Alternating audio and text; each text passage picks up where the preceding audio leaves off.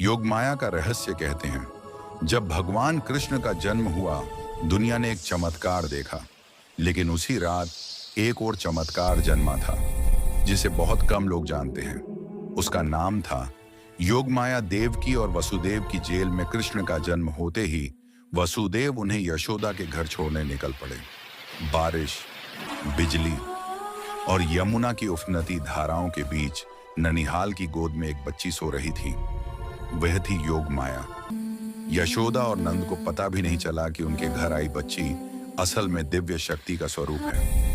जैसे ही वसुदेव ने कृष्ण को शिशु योगमाया के स्थान पर रखा, योगमाया मुस्कुराने लगी और वसुदेव ने उसे उठाकर कंस की जेल में पहुंचा दिया। कंस ने सोचा, यह वही लड़की है जो मेरा विनाश करेगी, और उसने बच्ची को जमीन पर पटक दिया। वह बच्ची हंस पड़ी और पल भर में कंस के हाथों से ऊपर उठ गई। आकाश में चमक फैल गई। बच्ची ने अपना दिव्य रूप दिखाया और कहा, मूर्ख कंस, जिससे तू डरता है वह तो पहले ही पैदा हो चुका है।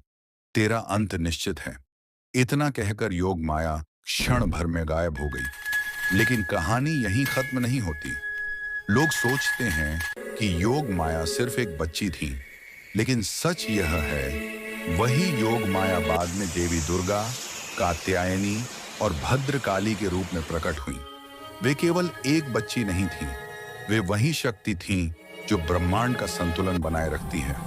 कृष्ण और बलराम की पूरी लीला योगमाया की ही व्यवस्था से चलती रही। कब कौन मिलेगा, कौन किससे बचेगा, किस समय क्या होगा, सब योगमाया की योजना का हिस्सा था। योगमाया अदृश्य रहती हैं, पर उनकी शक्ति हर जगह है।